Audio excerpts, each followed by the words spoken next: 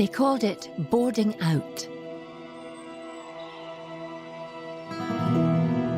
For over a century, it was the favoured Scottish method of dealing with impoverished city children who had been orphaned, abandoned, neglected.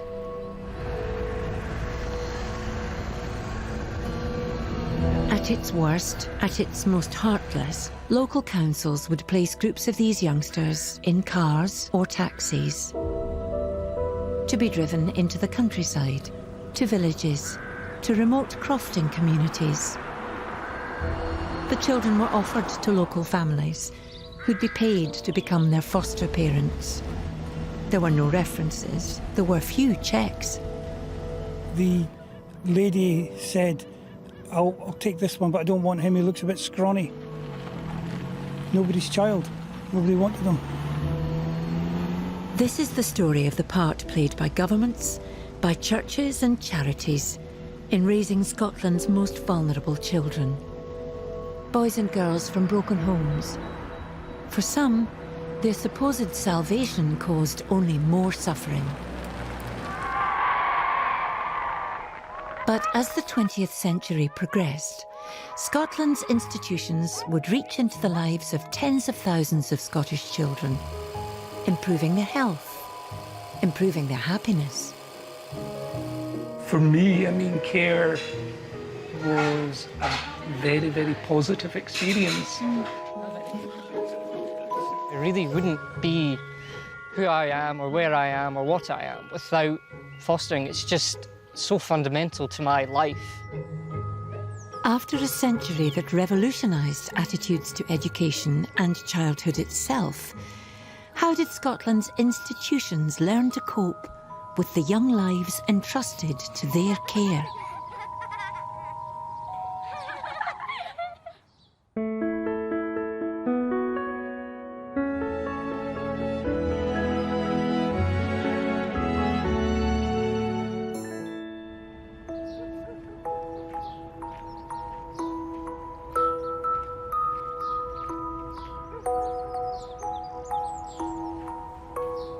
I was about 7 or 8, and I was playing in the fields just up there where there's some swing park, and a couple of lads come and told me there was a problem going on at my home. This was the moment, in the summer of 1961, that changed Gordon Busha's young life forever. And I remember coming round here and seeing just everything that we possessed practically was out in the backyard, just in a big pile. But all our furniture was just sort of thrown out through the windows or whatever at the back door onto the backyard here, and just left. And my mum and dad were here, quite distressed, talking to what turned out to be sheriff's officers, and basically they'd come for some reason or another. I think we owed them about 30 quid's rent, and they chuffed us out onto the street. Dad had a gambling problem, and he, rather than pay his bills, he didn't provide as a father should. They took 5 of us into care out of the 7, and that was us in the system, as it were. Then aged between 2 and 11, Gordon and his 4 siblings spent an unhappy year in a series of children's homes, before being driven out of the city and onto a ferry, bound for the island of Tiree in the Southern Hebrides. The 5 Busher children were to be boarded out. I'd never been out of Glasgow, never been out of the city. This was a different place. This was abroad. Our guardian, as it were, for the journey, she informed my sister Mary that we were to go to separate homes. My younger sister, my older sister, and my younger brother were taken away in the car. And, we didn't know where they'd gone. We honestly believed we wouldn't see them again.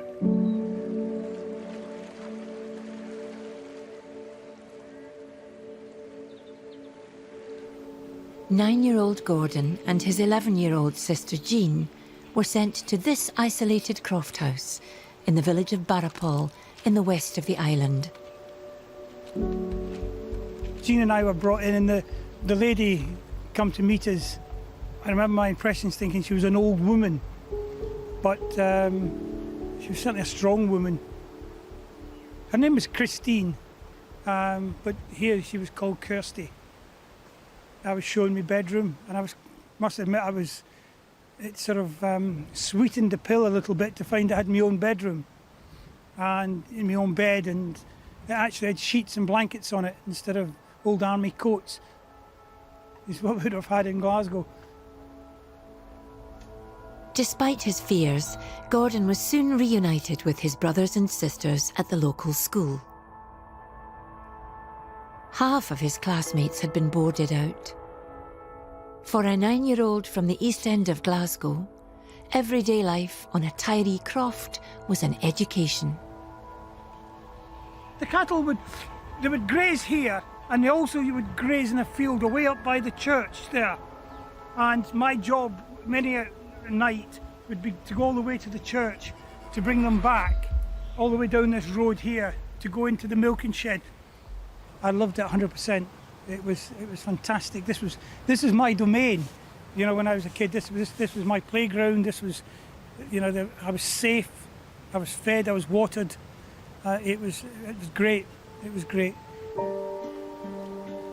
Gordon stayed on Tiree for 4 years, after which Glasgow Corporation returned him to the care of his family. Aged 13, he reluctantly left the island, but he never forgot his foster mother, Kirsty. And she was in an old folks' home, and I spent a good few hours with her, you know, sitting with her. And every time I come up, without fail, I'll go and visit her grave, and I'll put some flowers down. Yeah. The practice of sending city children like Gordon to the Highlands and Islands had begun in the 1860s.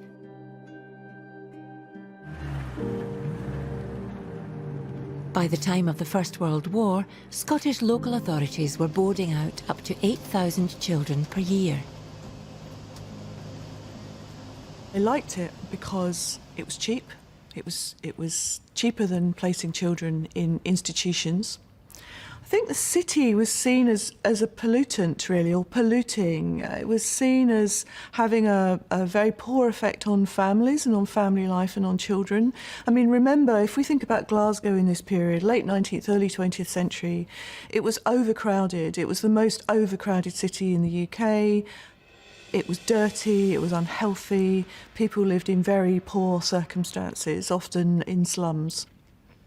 There was a philosophy that it was more healthy and more Christian, I suppose, to place children within rural Highland families, and they romanticised that crofting lifestyle as a kind of basic, again, hard-working, God-fearing lifestyle.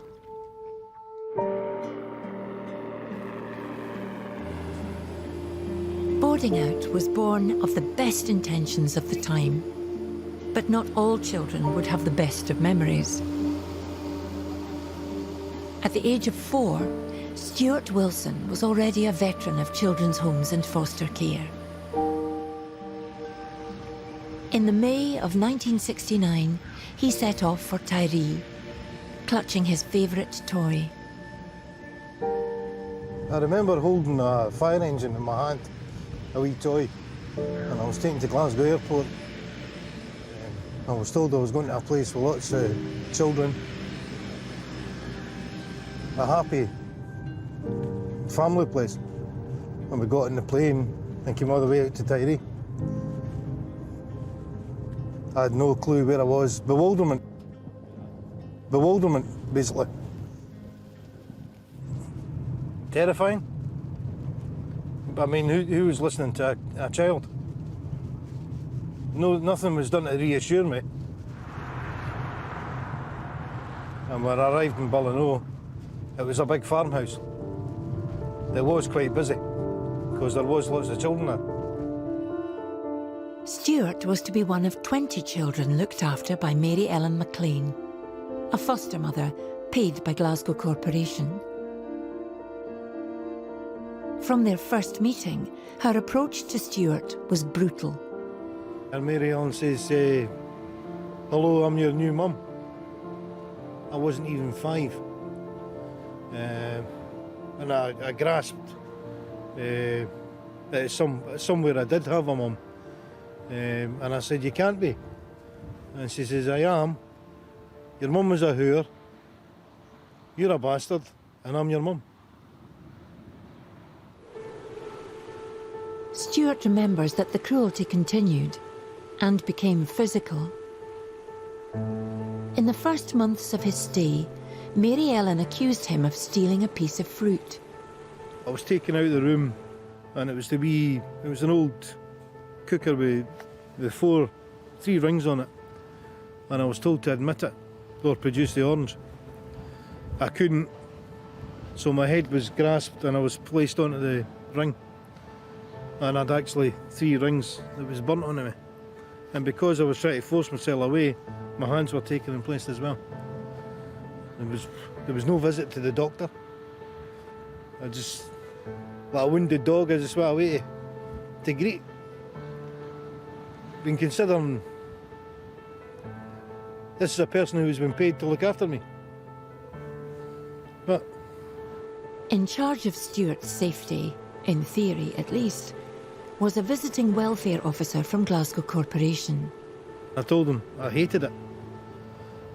I said, I just can't settle, I'm pissing the bed now, and I was in bits. And he's told me, don't worry, he wasn't aware of it, he was now, and he'd fire up the chain and it wouldn't be long before I was away. But he had told me when I first went in to see him, it was in confidence. So, again, I wasn't even 6. You tend to believe adults if they give you assurances. After all the children had been in, he went and had a word with Mary Ellen, and as soon as he left, I took a beating again. And I thought, I'm saying nothing to nobody from now on. Never really played football or anything like that down here, did you? No. What was the football? Yeah, exactly. It's something the posh kids had. Stuart and Gordon's time on Tiree was the legacy of a 19th century belief that vulnerable children should be removed from sinful, unhealthy cities, taken far from their parents and placed in the healthy, God-fearing countryside. That belief was a cornerstone of public policy and also of the many Scottish childcare charities of the early 20th century.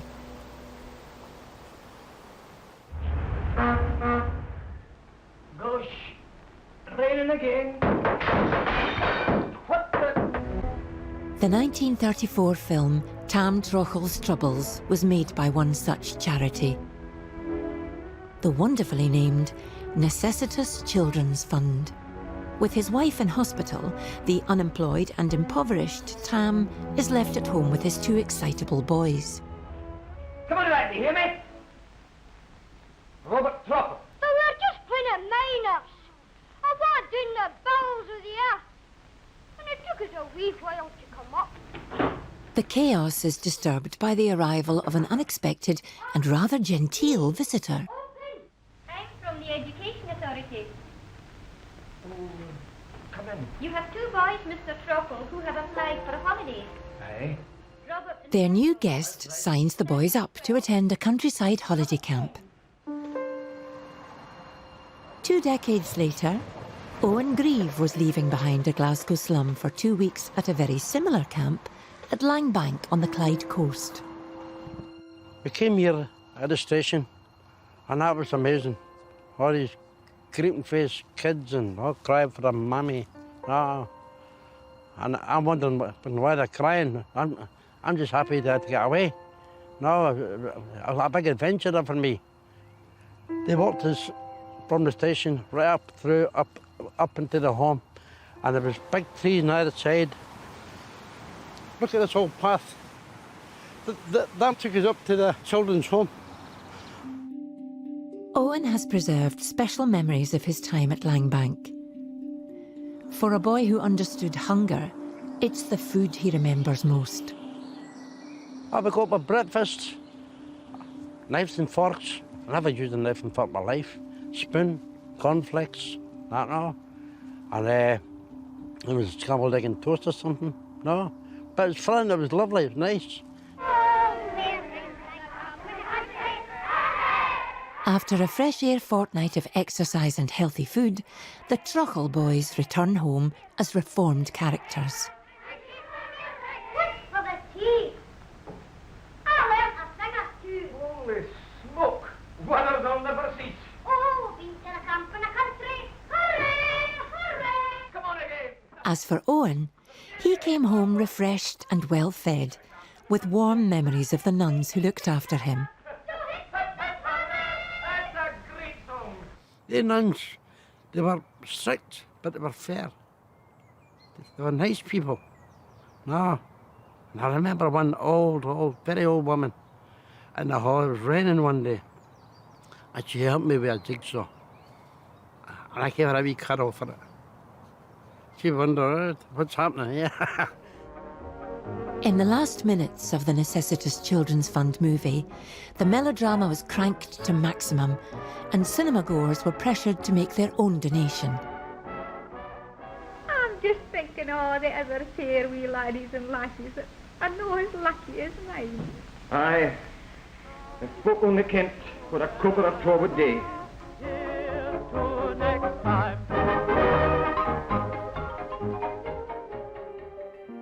Not all families were as fortunate as the fictional Truchels. In the first half of the 20th century, the impoverished children of broken families would be visited by the so-called cruelty men. Agents of the Scottish National Society for the Prevention of Cruelty to Children, their intervention would see children taken from their parents and placed in residential care. So here we have Maggie and Isabel Higgins, who were admitted to the Wimwell Children's Home in Stirling in 1910. Their father, William Higgins, was 41 years old, and he was a former coal miner, and we think he was also had been in the army, and he was an epileptic. Their mother was dead, and he had spent the last 2.5 years trying to care for these children. This is a letter that was sent by the officer of the Scottish National Society of Prevention of Cruelty to Children to the director of the Wimwell Children's Home. During the past year, he has tramped the country accompanied by the children, living in lodging houses and subsisting by singing in the streets and begging. You know what a miserable existence this is.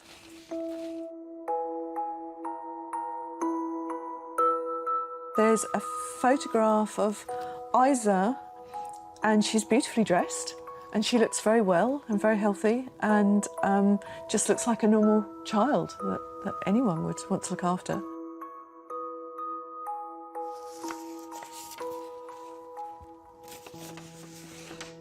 So the next document we're looking at here is I think, an admission document. And it says, he says, I, William Higgins, beg to state that I'm quite willing to hand over my children, Maggie Higgins and Isabella Higgins. From this date, I will cease to be responsible for the children and have no after claim whatsoever. In the years that followed, the Higgins sisters would endure more upheaval for the sin of being born too poor. 4 decades later, Hugh McGowan arrived in care for the sin of being born illegitimate. He lived with his mother in a Salvation Army hostel for unmarried women in Glasgow's south side. Hugh was not allowed to stay in the hostel beyond his 2nd birthday. His mother's family didn't want to know, and so in 1949, the Salvation Army looked to find Hugh a place at Quarriers, Scotland's largest children's home. Over now to Renfrewshire in Scotland, where between Bridge of Weir and Kilmacombe is a children's village, complete with its own school, church and shops. The Salvation Army wrote to the to Quarriers, and they said that they had a child here, and would they take me into Quarriers? They described my mother as being a useless, dirty type, which I found quite offensive. So they asked if I would be, they asked Quarriers if they would take me in. The children's home had been founded in 1873 by the Glasgow philanthropist William Quarrier. As a boy, Quarrier had known desperate poverty. The village he built near Bridge of Weir renounced the large dormitories of old. Instead, he created a self-contained community of cottages, with the children looked after by so-called cottage mothers. At its peak, Quarriers housed up to 1,500 children. There were times when I enjoyed myself. There's no doubt about that.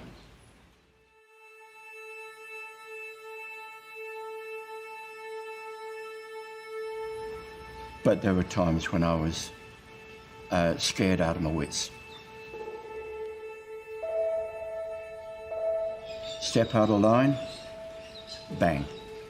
The cottage parent, the cottage mother, the teachers, some of them, they had their own strap and they used to do things to it, like dip it in salt water so that it gets really hard. And you know, that was the way that Quarriers was. Their religion was the hellfire stuff, you know, all hell and damnation. You know, the love of God was secondary. Hugh arrived at Quarriers at a time of huge upheaval in the way Scotland cared for her most vulnerable children. The Clyde Report of 1946, commissioned by the Scottish Office, called for children's homes to be less regimented, less religious, and to pay more attention to the needs of individual children. Where possible, the report recommended that children in care should remain with their family or be boarded out to reputable foster carers. The post-war focus on childhood extended into child health, an area that had steadily been improving throughout the 1930s. But it was the arrival of the National Health Service that would truly revolutionise the health of Scotland's children. This leaflet is coming through your letterbox one day soon, or maybe you have already had your copy. Read it carefully. The NHS came into being in the summer of 1948.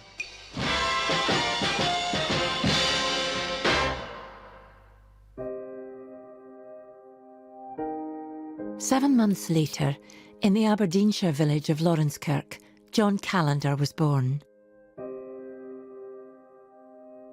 At the age of 5, he fell seriously ill, playing in the fields around his home.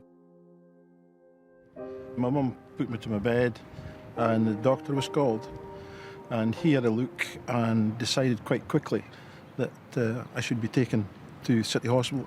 And I remember the ambulance came from the central garage, which is next door to the smithy where my dad worked, and I can still smell the sort of carbolic soap that must have been used to scrub it out. And then it was a case of up to Aberdeen, then it was into the City Hospital and into isolation. Diagnosed with polio and paralysed from the neck down, John's only hope for survival was treatment in a new and expensive device. The iron lung does artificially what his paralysed chest muscles cannot. And through it all, he's game and cheerful. The best way that you could experience it would be if you're down at the beach and you got completely covered in sand, only your head sticking out, you can't move. You literally can move nothing. And your world then becomes a piece of glass in front of you. That's all you see. And then you have the noise, obviously, of the lung workings. The pressure increases and decreases to force you to breathe. I could see my mum and dad at the window. That's as far as you could get. John's father was a blacksmith, not poor, but far from wealthy. The National Health Service promised the best of care, regardless of income. If my parents had to pay for the treatment, it would have been extremely difficult. But without the iron lung, I wouldn't be here today.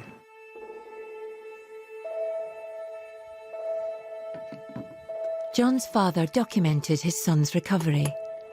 A home movie enthusiast, he captured family days out in the hills and on the beaches of Aberdeenshire.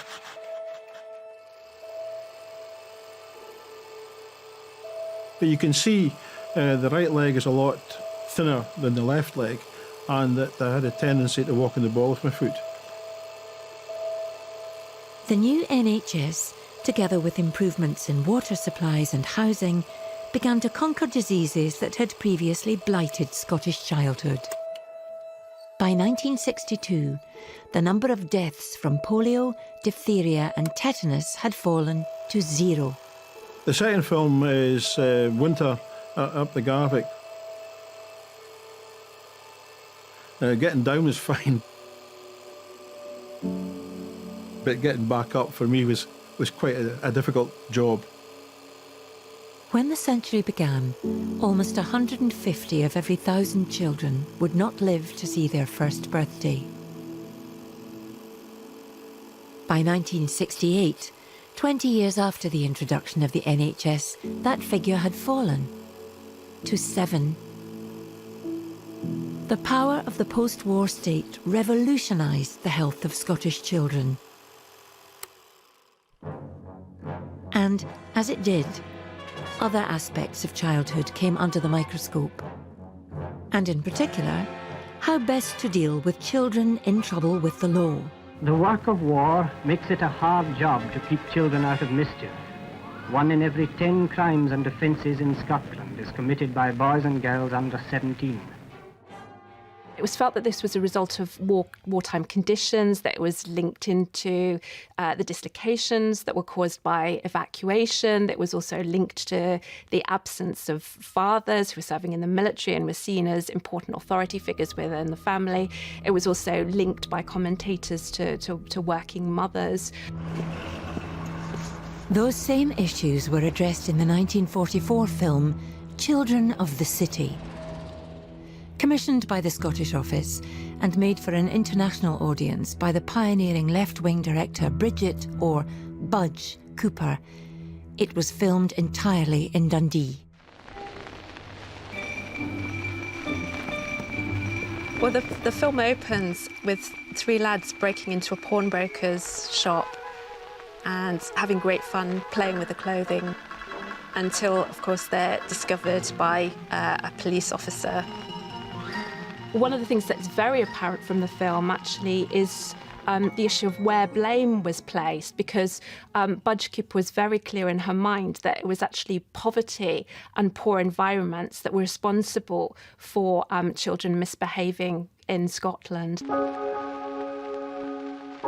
In the film, the 3 children and their parents are ordered to appear before a juvenile court.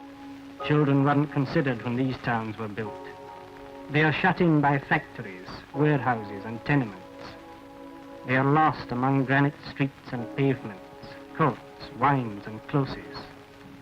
Where can they play? Where can children go in a city? Established in 1908, juvenile courts were operated by regular sheriffs and magistrates, but away from the formality of the courtroom. And now these 3 children must answer to the law for what they have done. So this is the hearing before the juvenile court magistrates.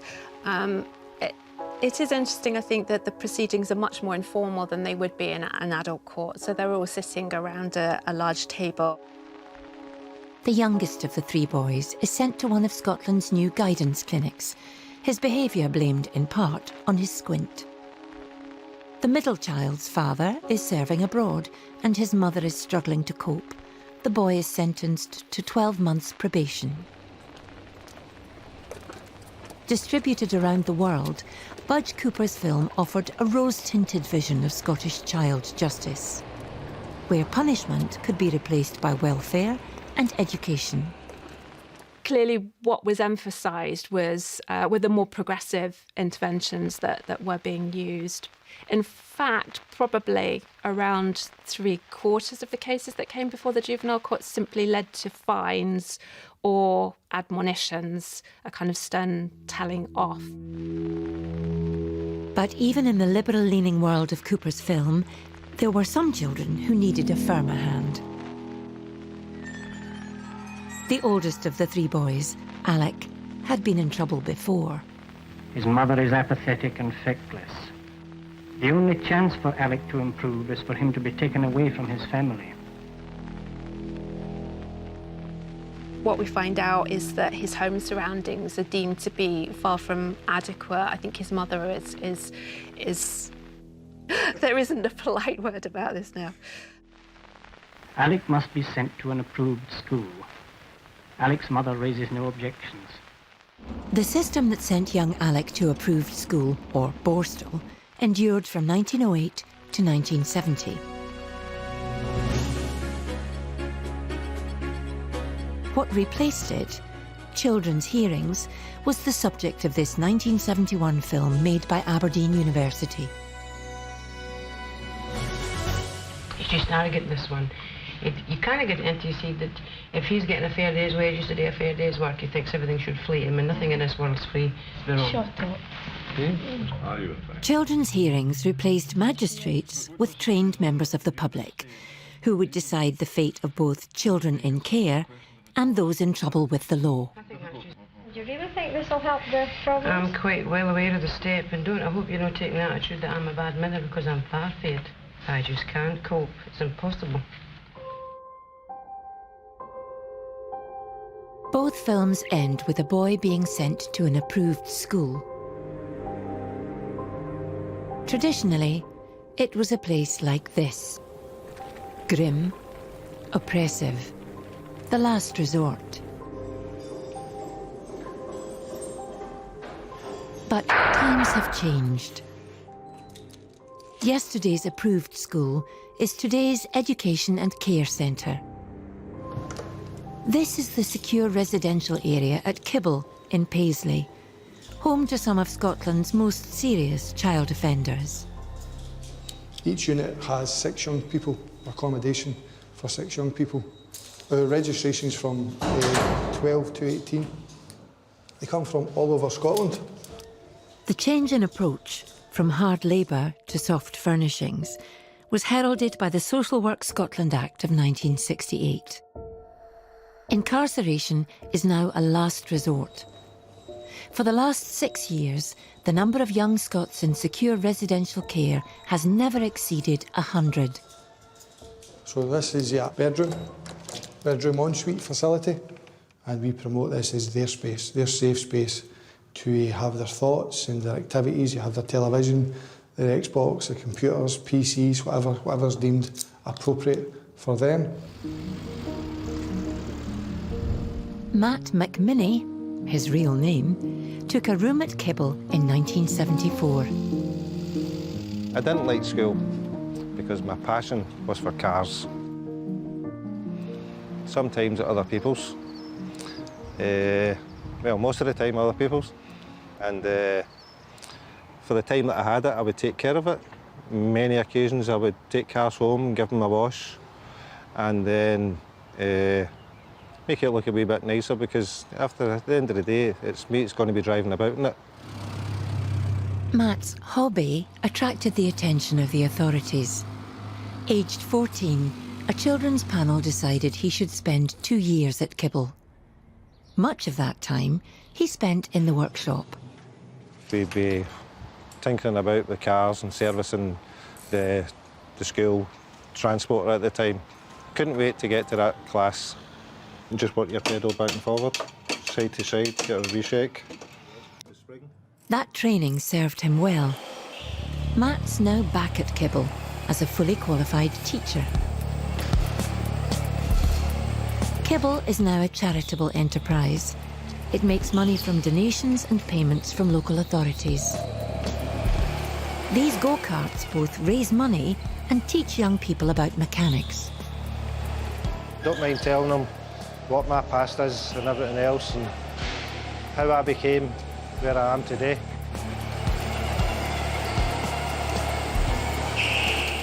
It's a reward for me. When I see a young person progressing from coming in first, sitting down at a table with a hoodie up on their phone until maybe 2 or 3 weeks later, they're walking into the workshop and saying, right, what are we doing today, Matt? And then I'll just give myself a wee tap in the back. The final one on the back axle is just there. Poacher turned gamekeeper, Matt is a living endorsement of the child welfare reforms of the 40s, 50s and 60s. A time of revolution, a whole new approach that prioritised listening to the needs of the child. But there remained the last vestiges of an older and crueler world. In 1911, the desperate plight of Maggie and Isabella Higgins had been discovered by the cruelty man. They'd been taken to Winwell Children's Home and then in 1915 dispatched to Canada. Astonishingly, the practice of sending vulnerable children abroad continued into the late 1960s. In January 1961, 12-year-old Hugh McGowan was living at Quarriers Children's Home.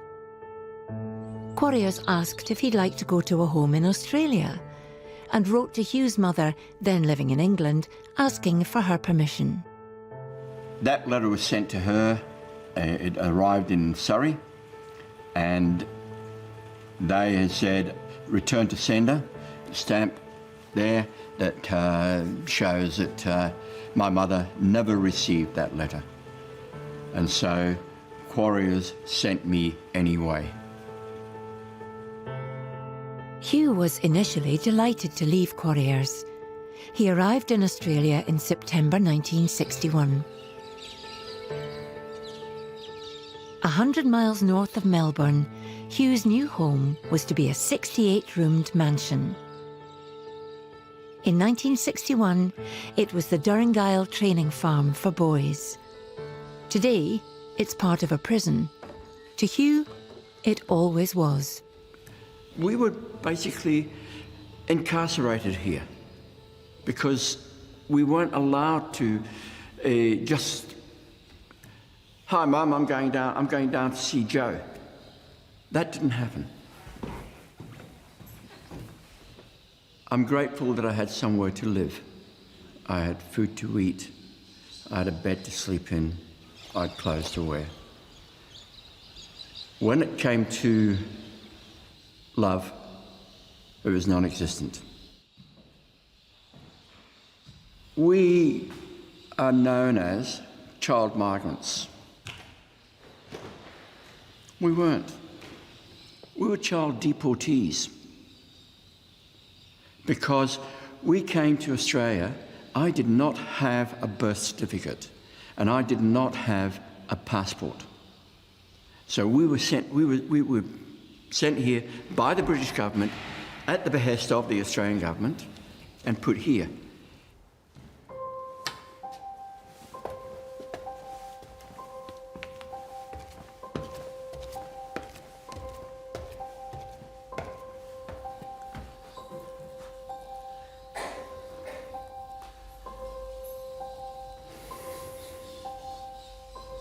This is the first time I've been back in this room. And frankly, it's hurting. I just remember this room too well. So.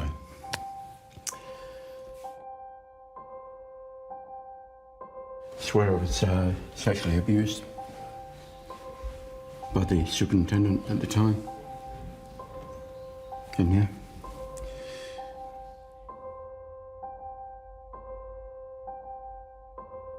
What happened in this unremarkable room, Hugh would keep to himself for 40 years. I'm one of the survivors I know of others. I know that 3 of the people, the guys that came to Australia from Quarriers are dead. 1 suicided. Another one died of alcohol problems. And another one died of drug problems.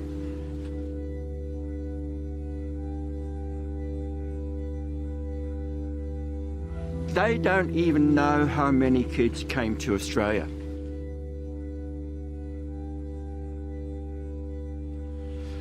They say there's 7,000 of us.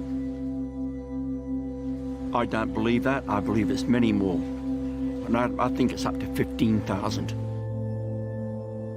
Both British and Australian Prime Ministers have apologised for their country's part in child migration.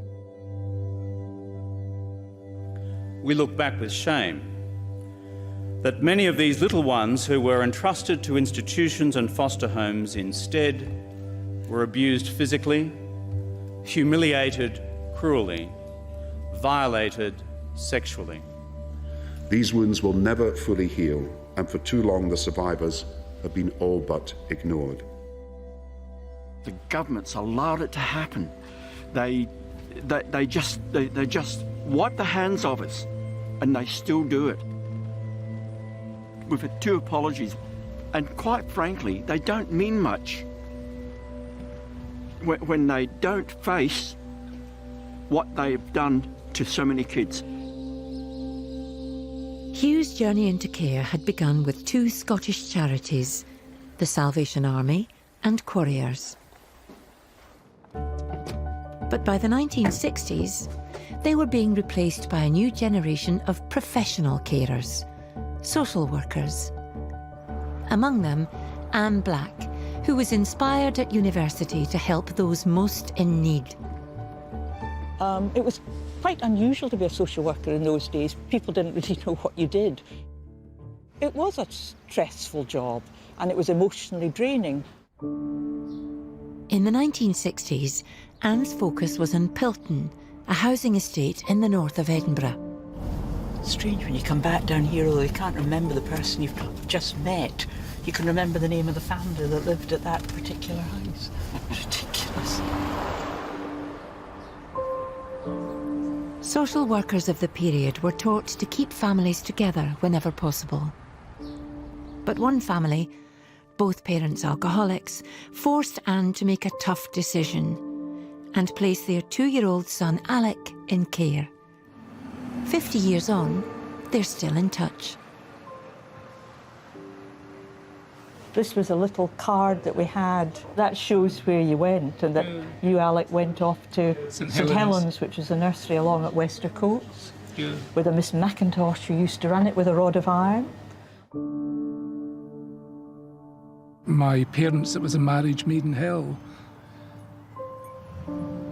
My father took absolutely no responsibility for his children whatsoever.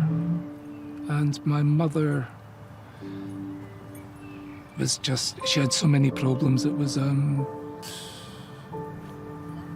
she couldn't look after herself. It was simple as that. It always is for me, as a social worker, is, you know, did we do enough to try to keep the family together? If you looked at where I came from, my family home, yes, I was much happier in care. Yes, you were more settled and it's more predictable, I suppose. I knew what was happening. Yeah. So for me, I mean, care was a very, very positive experience.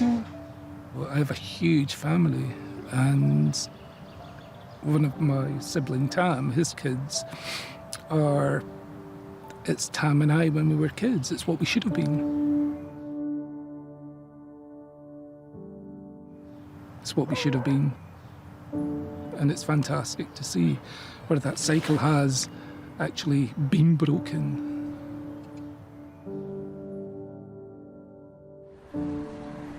The quiet victories of Scotland's social workers received scant publicity.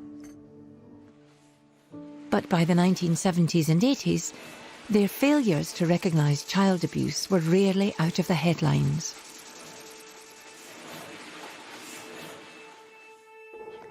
At the age of 4, Helen Holland was sent to the Nazareth House Children's Home in Kilmarnock.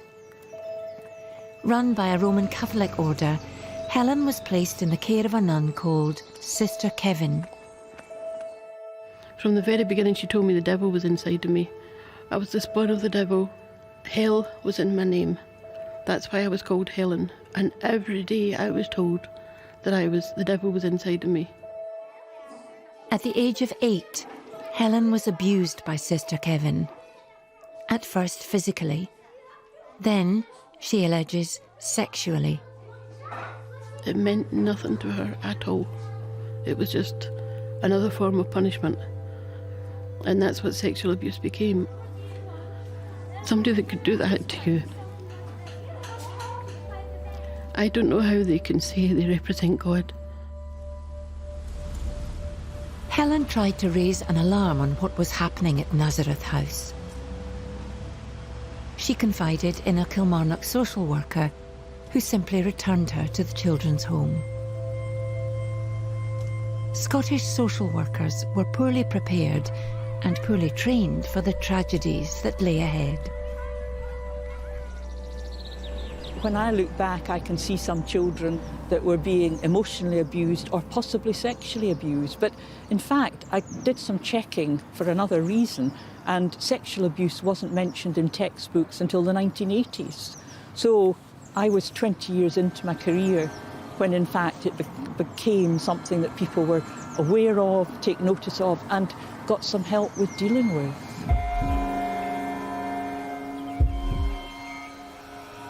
Faced with growing evidence of child sexual abuse, Scottish social workers rushed to react. In early 1991, on the Orkney island of South Ronaldsay, a single confirmed case of child sexual abuse mushroomed into suspicions that 4 families were involved in ritualised abuse. In a series of dawn raids on the 27th of February, 9 children were taken from the arms of their parents by social workers. They said to us that we've reason to believe they've been sexually abused. And that was it. They didn't say who was supposed to have abused them, why, when, how, anything. That was the only thing that they said. I went up to get the children, and they locked themselves in the bathroom. Well, we eventually got the children out the bathroom, and then they went. They got their shoes on, they got their coat, they went.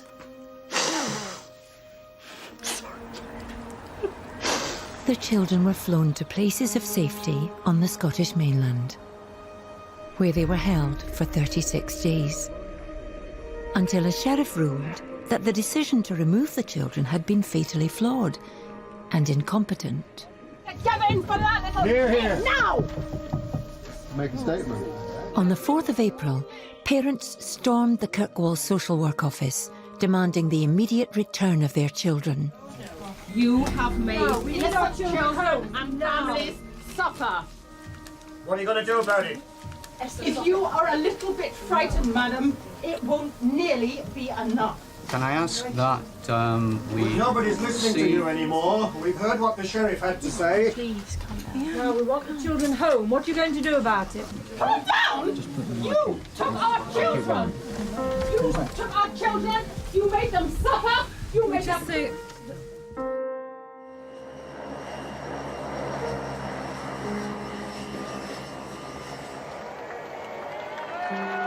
That same evening, the children came home.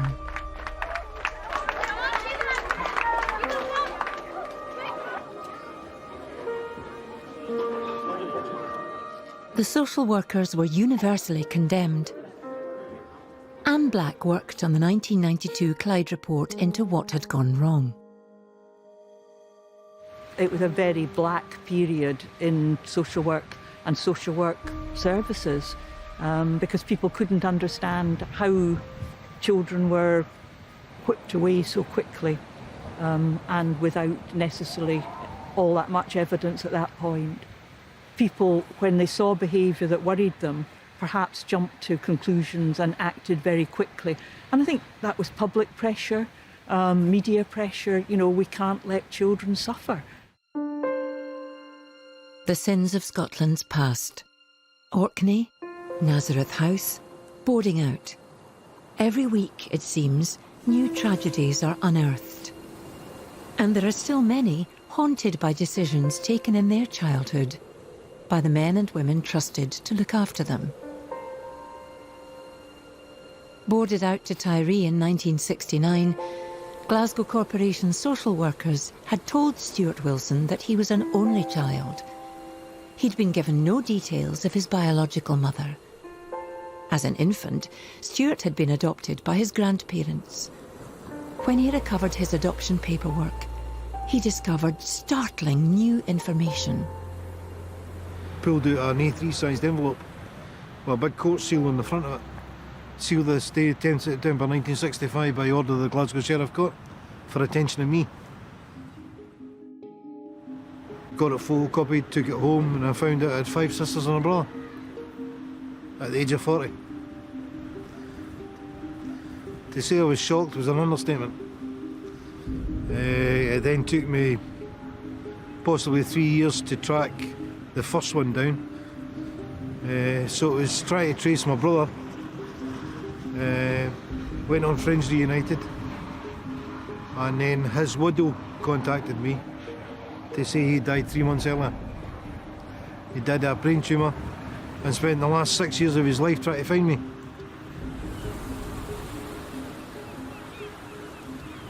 But because the records were sealed on me, my own brother couldn't find me.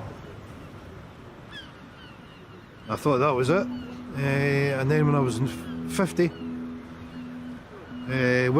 still trying to trace my mother, I found out she had died in Glasgow in 1983 at the age of 36. Again, nobody had told me. Such is life. Yeah, I'm angry I wasn't given the information, because I could have made so much of that, formed a relationship with my brother, my mother, got to know their kids as they're growing up. Somebody in authority decided I shouldn't have to know. They obviously got it wrong. But I wasn't the only person in Scotland that happened to. It happened to thousands of children. Because the authorities at the time had too much power. Physically abused, shut off from his family, Stuart Wilson could be a blueprint for where Scottish childcare went wrong. Much effort has been placed in getting it right. In 2003, a young girl from Lanarkshire had grown up to be appointed Scotland's first Commissioner for Children. Well, I spent the first 6 years of my life in an interesting street in Hamilton. You know, I remember one family who just disappeared and were told that the children had been taken away by the cruelty. The youngest one first, and then 2 older boys. And I used to think, you know, what that was like. I had this vision of the cruelty as looking like a burglar, you know, with a sack, swag sack on it. But they were a family where, you know, we used to see the children sitting out on the step.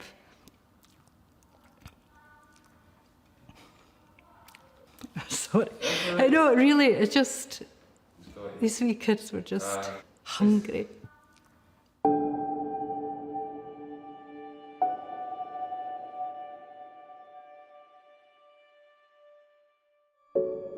But we just have to keep reminding ourselves that there are children whose basic needs are not being met, and that we have to find ways of doing that and making sure that children have their basic needs met and are able to have a happy and fulfilled life. And I think happiness is an important word. So in 2017, are Scotland's most vulnerable children any closer to happiness?